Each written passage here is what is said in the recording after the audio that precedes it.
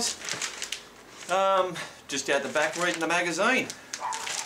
Actually, it's Cycle Talk. They've run a article on the ride, the Great Australian Ride. You'll see it just in there. Bloody top blokes, if you ask me. Okay, so that was a shameless plug, but hey, great guys for running the story, and best of all, it's free.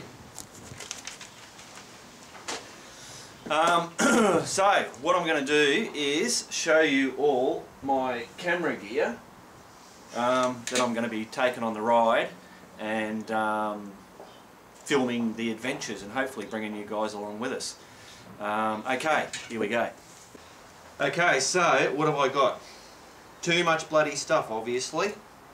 But look, you know, where we're going, I want to make sure that you know, I get as much footage as possible.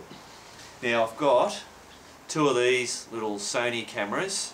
The only difference really between the two are one's just a newer model, might have a little bit better zoom range on it or whatever. You just open that and away she goes. You'll notice on these cameras it has the little furry bits. What I've done is I just got some furry material and I've stuck that over the microphone, and what that does is stops all that wind noise. Like at the moment it's a bit windy and I shouldn't be getting any wind noise. Without them you get that type of noise, so both the cameras have that. Obviously I'm filming on the other camera. So that's that. It's these cameras are charged with this. I don't have a cigarette lighter set up for it, hence why I've got that converter. So I can charge these cameras. Each camera has a backup battery, so I'll be able to charge them on the bike as I'm going along, and then obviously when I get to a power source I'll be able to plug it in and power it off that. The cards that I'm running in them are 32 gig cards, and basically they've just got one each. I've got a couple of spare ones there, smaller ones, but I don't think I'll need them because they hold a lot of data, a lot of time, and I'll be putting them onto my laptop that I'm bringing on the ride. Okay, and predominantly these cameras will be used off the bike. Not while I'm on the riding along. That's what I'm going to use these drift ones for. Okay, so next I'll show you just the digital camera that I'm taking. It's just a Panasonic point and shoot. Basically I normally just keep it on automatic and click away. It has, you'll see on most of my cameras I have this little foot pad thing. It's actually a quick release system. You'll see it on, it's on that one as well. What that does is that on my tripods you'll see that I have that. They all just slot in there, click, and she's on. Quick off. Same with the tripod. Whack her in there and away you go. So I've tried to make everything as quick as possible, because when you're, I know from past times, you know, when you're riding along and you see something great and you go, oh, can I be bothered stopping and grabbing the camera and taking a picture and bloody fiddle-arsing around and all that kind of stuff. So I'm more likely to do that if things are really easy. I actually got this quick release system off Camzilla. That's the guys there. I'll put their website. I'm giving them a plug because they're a really great business here in Australia, and it's where I've actually where I first bought that drift camera, and then I got the quick release systems, all these little mounts and all that kind of stuff. And I've bought the little one, the new drift, just recently, especially for this trip, and I also got a charger for charging the batteries, which has the power charge, and also the cigarette lighter. So I can charge this on the go. I've got the spare batteries for them, so I can be filming and charging all at the same time. But when I got this, when they sent me this, which is the actual Drift 1, this particular wire, somewhere in there, it just was intermittently coming on and off. So I rang the guy's name after speaking with him, is Brian. Oh, I got it mixed up last time. It's Brian or Barry. Jeez, I think it's Brian. And yeah, I received a brand new one. The next day he express posted it to me. So that was really great. And I was telling him about the trip, and he was really interested. And he actually put a $60 donation across. So I told him to send me a sticker, and he sent me a couple of stickers. And I whacked it on the bike because, yeah, like they weren't giving me anything for free or anything like that. They're just a really good company to deal with, and hey, they're helping out Sits and Kids. So fantastic, Camzilla. All right, what's next? Drift cameras. So I've got the Drift HD 170 Stealth, and then I have the Drift HD Action. Basically, they're very, very similar. One's just smaller than the other. That's really the only difference. I mean, there's a couple of technical things, but that's about it. So how I use these on my helmet, this big one, just simply clicks in there. So wherever I look, so does the camera. Now what I do with this, I don't actually run sound off this one. I used to actually have it set up with the microphone in there, but since I've got the other one, I've changed my setup. So this one's basically doing that. What I can also do is, while I'm riding along, I can actually pull that out. I've got a cruise control, so I can press my cruise control and then I can free up my hand. Pull that up, and then I can hold it out like that, and I'll be able to show you some of the footage that I get. You know, you can hold it out like that, or point it a different way, or down low, so you can get some interesting angles out of that. This one I'll actually have mounted on my suction cap, which goes onto the petrol tank.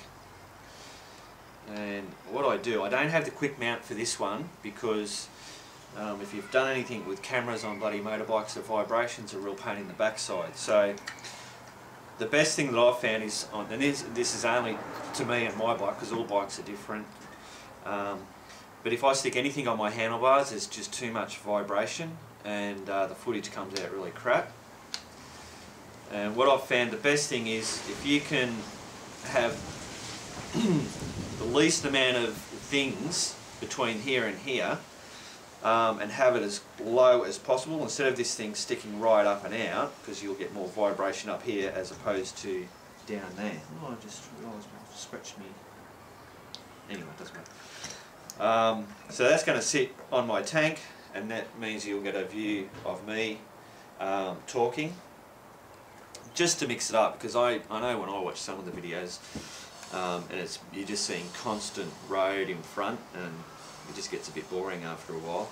So trying to be able to break it up with shots of who's behind the camera, I think makes for better viewing. Now this one gets hooked into a microphone system. I've had this extension lead made up, that plugs in there, and then in my helmet, and you'll see my helmet and you think, what the hell is that furry thing on there? Well, again, that's to stop the wind noise. This is a open face, so that gets bombarded with air. So having that on there blocks a lot of the air. And I have in here, about there I think it is where the microphone is. Cut the cable.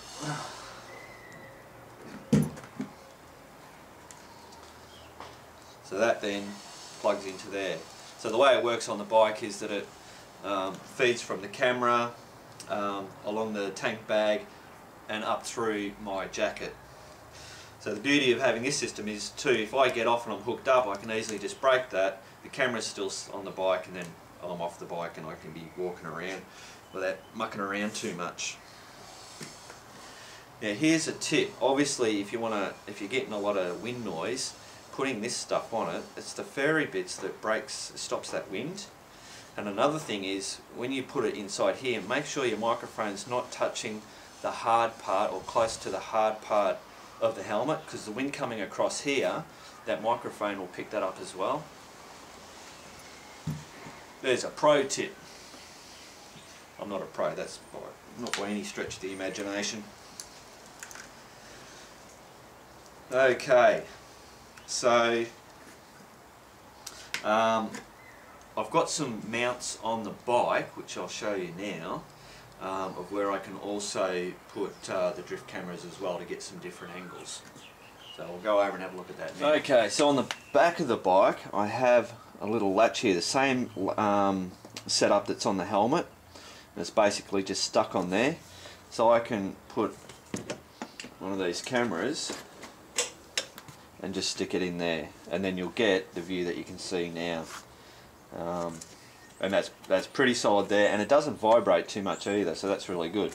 So that's the back angle. Now on the other side of the bike, on this footrest, which is the passenger footrest, I have another one there. So that's actually can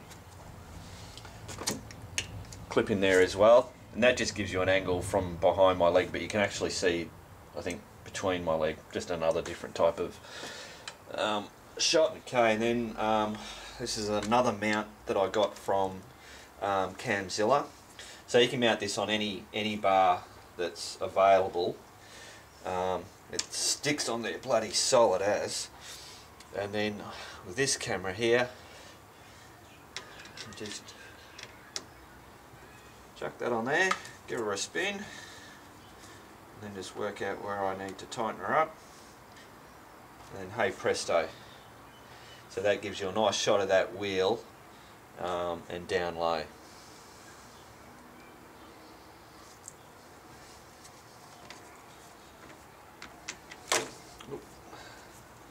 Jesus, don't want to bloody drop it before I go. These drift cameras are so versatile. I have a spare one of those, which would go on that one if I wanted to use it that way. The other great thing with the drift cameras is this goes onto the handlebar, and basically I can have the two cameras turned on, and they use very little power while they're just in standby. And then all I have to do is press that, and that'll actually start recording on both of these. And apparently it doesn't matter how many of these you have, if you've got 30 of these cameras, you can pair them all to that, so that you press start and all 30 cameras will go off. I've got a bag here full of all cleaning stuff. I figure it's going to be pretty dusty, maybe muddy at times, bit of rain, whatever, but I can basically clean all the lenses with that stuff there. Okay guys, so there you go, that's all my camera equipment that I'll be taking on the trip. Hope you found it useful or interesting. That's actually one thing that I really like about YouTube. I learn so much by watching other people's videos, but I also learn by the videos that I do, and then people comment, and so many tips and tricks that that people have told me about, when I've been showing stuff. And I just got an email from Rico, one of the guys on the ride, and he said I'd mentioned that pumping the tyres up when they're really cold. I was thinking because it's really cold and everything's really stiff and hard, it makes no bloody difference really when you're talking about pressure. But the thing is that when the air is really hot, there's not as much air as there is when it's cold, so the compressor has to work a whole lot harder or a whole lot longer to get that air into the tube. So worst case scenario is actually when it's hot. So there you go, I learned another thing. Alright guys, catch us around.